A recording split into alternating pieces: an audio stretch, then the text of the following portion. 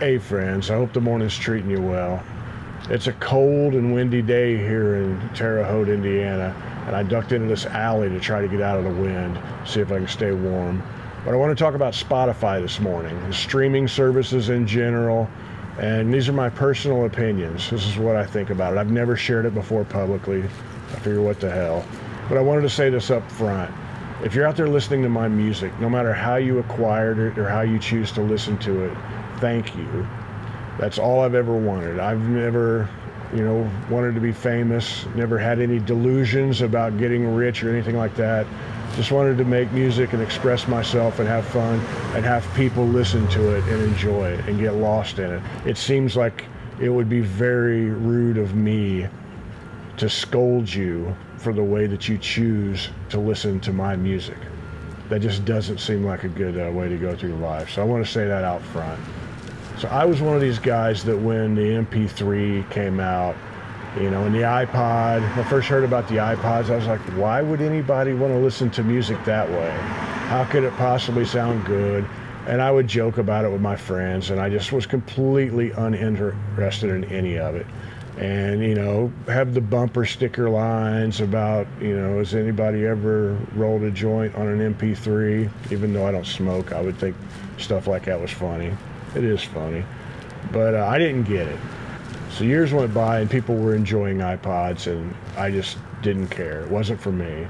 So one day Amy's brother Casey got himself a new iPod and he was nice enough to give me his old one. And it was very cool of him, very nice and very generous. But I was thinking, what am I going to do with an iPod? Because I wasn't interested in it. It sat around for 2 or 3 months and I just, it was nice of him to give it to me, but I didn't know what to do with it. I wasn't that interested. I had a 6-month tour of Europe coming up, and I thought, hell with it, I'll take that thing with me. I threw a whole bunch of music on here, and CDs I had, and a bunch of podcasts and stuff like that. And podcasts, I was just getting interested in that. I think I had the first 20 episodes of Mark Maron's podcast had just started. I had them on here. And I went to Europe for 6 weeks. I listened to this on trains and such, and after a half hour, I completely got it. I completely got it. I thought this thing is amazing. All is loaded with albums and albums and albums, and then all of these podcasts and such. I'm on trains in England listening to Reverend Gary Davis, just over and over. Cincinnati Flow Rag, I'm listening to the Blue Sky Boys and all this stuff, 1940s music I'm listening to on this iPod thing. I completely got it. Listened to it a lot and got a lot of use out of it. Then when Spotify came around, I kind of ignored it for a while and I was a late adopter. One day I tried it out and it was pretty amazing. At my fingertips, I had this music discovery tool like I'd never witnessed before. And what I would do, this is most of what I would listen to on Spotify, would be pre-1960, where I would go down these crazy rabbit holes and say, I'd come up with like the Blue Sky Boys. I'd think, what else is there that's like that? And try to use the discovery tools to find new things that they would recommend. The big thing that I was into was cowboy singers. I would come up with a cowboy singer, like, okay, there's Gene Autry or Roy Rogers or something like that. What's the more obscure versions of that? And I would have them recommend things to me, and I would just listen to a bunch of this stuff.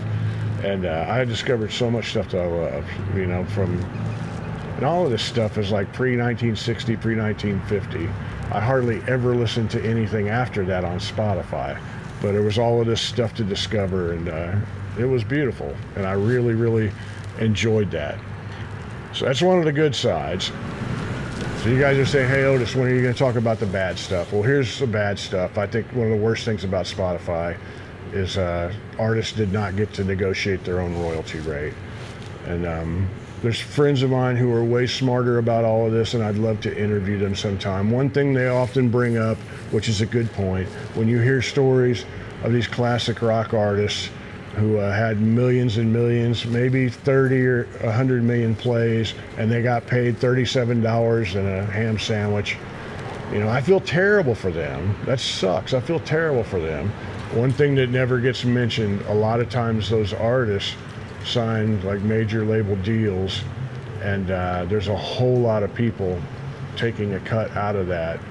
So Spotify is paying somebody a much larger amount than that, and that tiny amount ends up going back to the artist, usually because of deals that they signed back when. It's not always the case.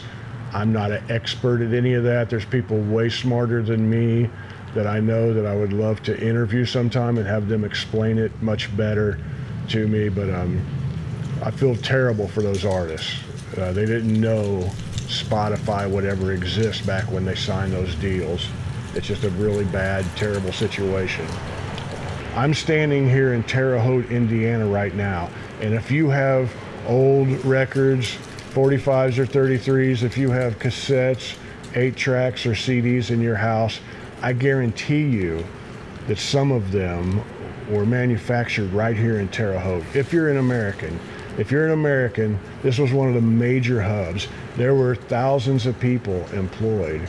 You know, these are people making a middle-class income, sending their kids through college from the manufacture of records and CDs and tapes, you know, cassettes and 8-tracks. All of that went away. You know, file sharing came in, and then nobody's making any money because everything's free, as Gillian once said. But then Spotify was this promise to kind of fill that gap, and this is a way to make money. And the only people really making a lot of money is the CEO of Spotify. A quick sidebar, this gorgeous old theater across the street here, the Indiana Theater, it has a pretty amazing history. It was the very first ever Dream Theater. This was the first one in the world, and it started a movement, like a trend that was very, very popular, where they were built all over the country. And this was the very first one. Frank Sinatra played here. Lucille Ball and Desi Arnaz played here. The Marx Brothers played here. It has quite the history. There were thousands of lights on the marquee back when, and it supposedly lit up a few city blocks. Look up the Wikipedia entry for the Indiana Theater, Terre Haute, Indiana. It's well worth it, I promise. So as a listener, a person who listens to music, consumes music, just wants a lot of stuff at your fingertips, Spotify was amazing to me, you know, as a user. I get it. I understand why people use it. I completely get it. But I got tired of it. And there's so much, all the baggage just became a pain. And I thought, you know, there's other services that pay better than Spotify. They're probably all the same. Why don't I switch to them? And over the years, I had accumulated this big list of stuff that you can save, you know, your little catalog where you can go right to stuff. Whenever I would find these obscure things that I liked, I had all of that. I didn't know that you could migrate that to another service.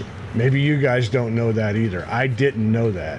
But I went to Tidal because Tidal pays more royalties to artists than anybody else. It's probably still not enough, but I said, hell with it. They're probably all the same. So I went to Tidal.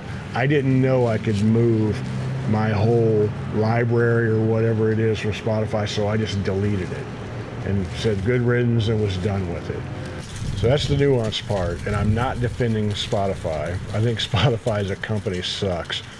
And every time you read something from their CEO, you're just like, good Lord, all the money's just funneling up to him. Me personally, I just checked this morning, my most played song on Spotify has 1.3 million plays. That's Darker Side of Me. And I have quite a few in the mid 100,000s. And okay, that doesn't seem like that much. Let's be completely honest. That doesn't seem like that much.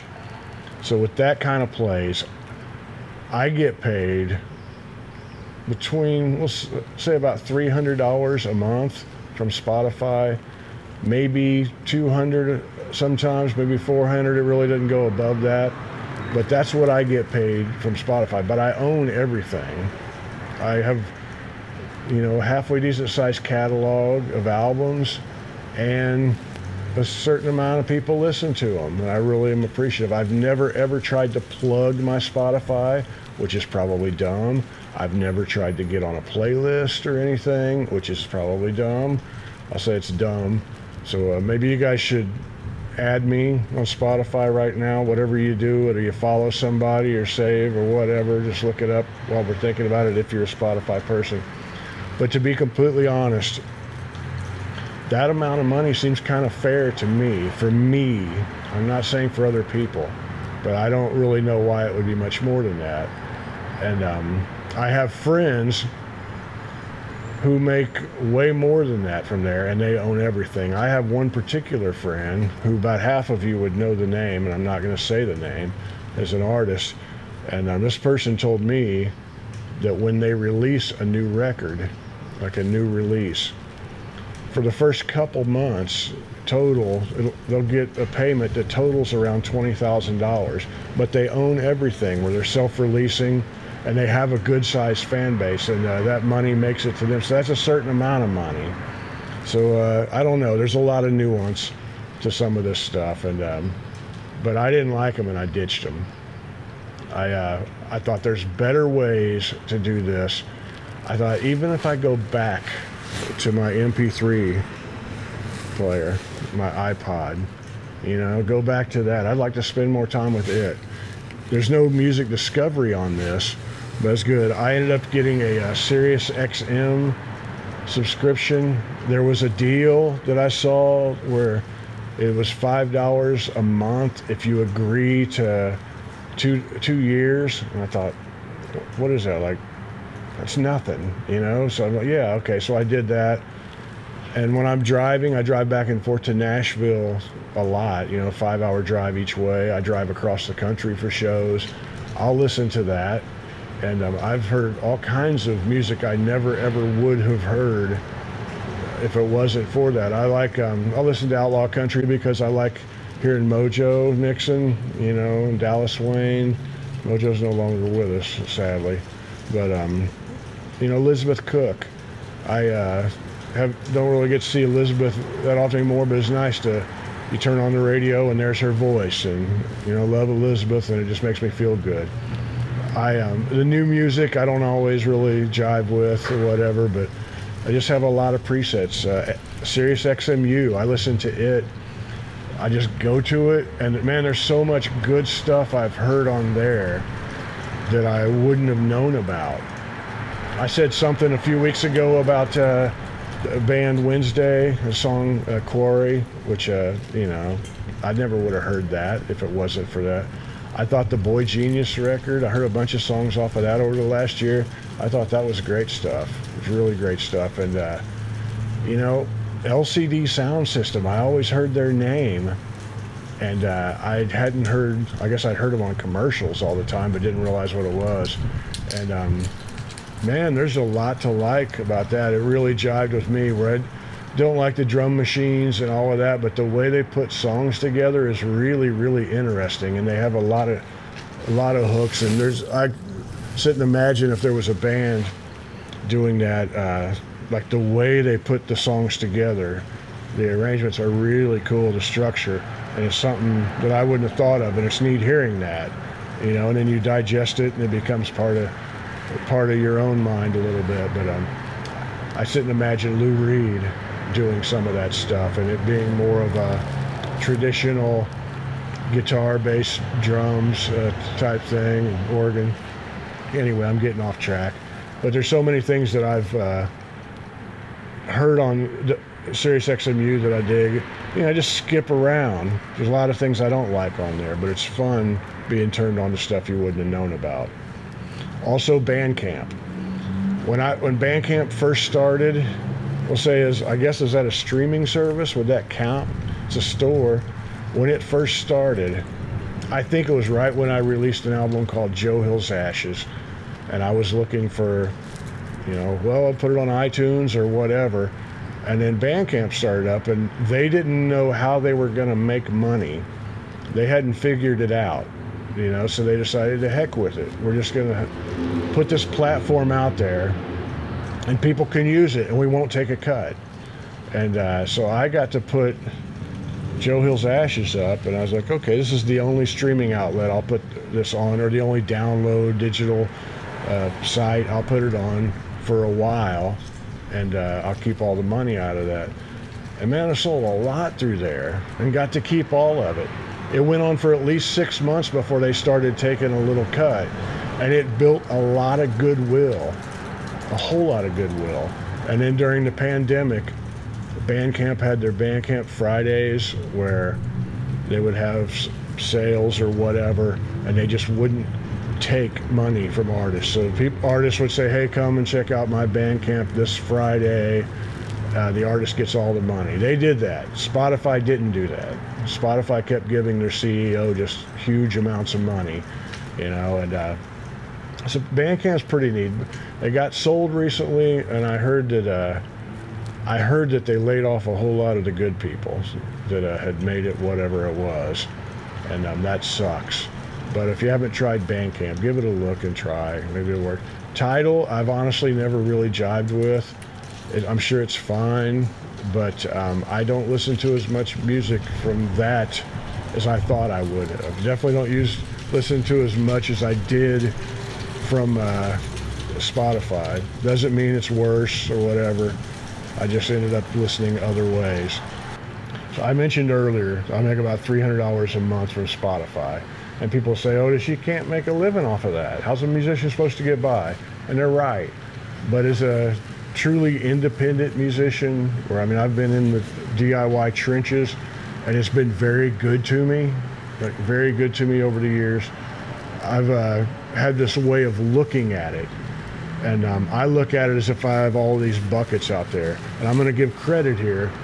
I recently interviewed my buddy Jimbo Mathis, and he told some Jim Dickinson stories, and he talked about how Jim Dickinson talked about a big tube running through the sky full of money. Okay, I'm adding that part. I'm giving him credit. I've always said the bucket part myself, but I'm giving Jim Dickinson and Jimbo Mathis credit for the big tube running through the sky. So here's the way I've always looked at it. I said it was raining, but we'll change that. So the music business is this big, huge tube running through the sky, and it's filled with money, just stuffed to the brim with money, and it's all in there moving fast. Some people are able to climb up and get themselves up into this tube, but it's filthy. It's a pain in the ass. It's uncomfortable. It's degrading. It's stressful, everything about it. So some folks just decide it's not worth it in there. But the good news is that there's leaks all through this thing, and it drips down below.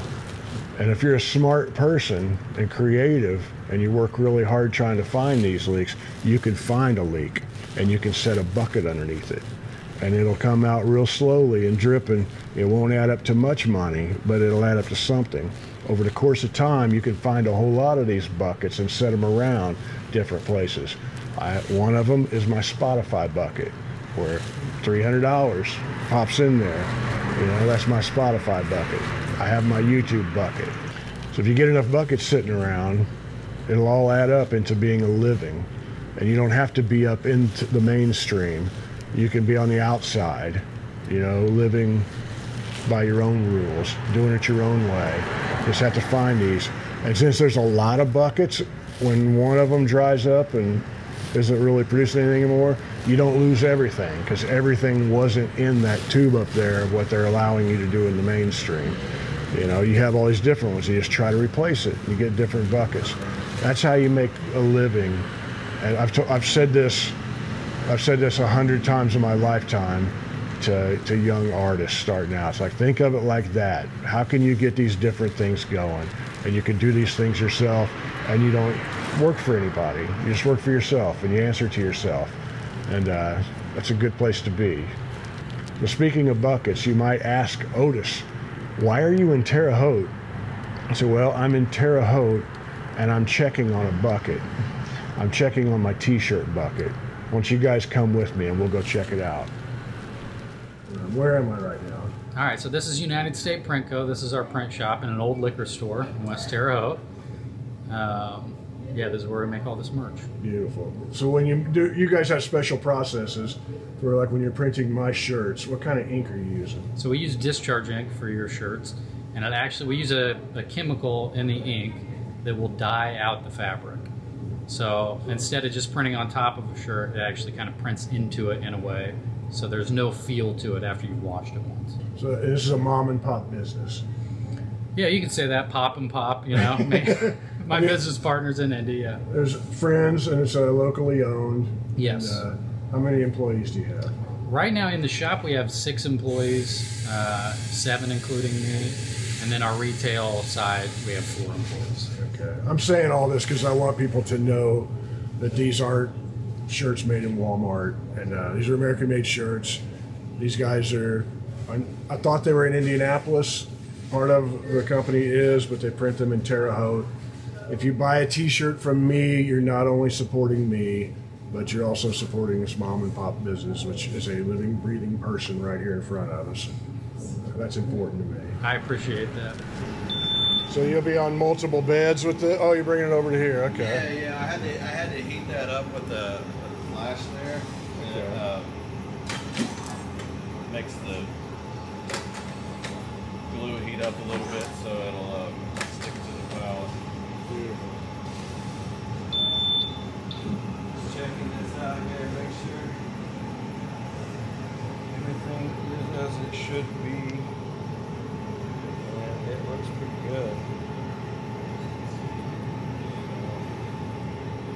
Do you mind if I ask you a quick question? Yeah, go ahead. So your name's Bobby? Yeah, my name's Bobby. And you're the one's gonna be printing these today? Sure am. Beautiful. You told me something a minute ago. You want to repeat it? Oh yeah. My dad loves watching your videos, and he's always sharing them with me, and I'm always sharing your music with him. I'm sorry to hear that, man. I apologize for any ill will it might have caused, but that's beautiful, man. That's beautiful.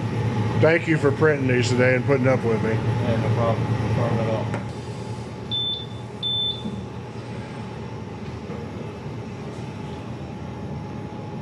It'll be a lot brighter when it comes out. Oh, that's good. I like that. So is this steam? Yeah. For moisture, it's or? just a fogger to keep the inks hydrated. Okay. Yeah, with water-based ink, you gotta keep it nice and humid in here. So you got a fogger that blows up the top, and you gotta try to keep it around 40–50% humidity in here so the ink doesn't dry out. Beautiful.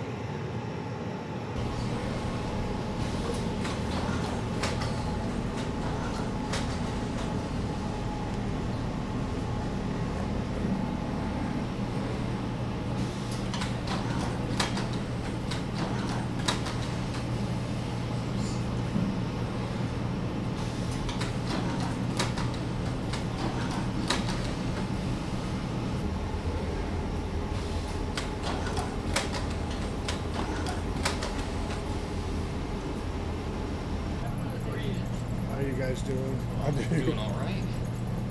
Yeah, this is day 2 for me, so Oh, you're going to be so good at folding laundry? I better be. My wife will be happy.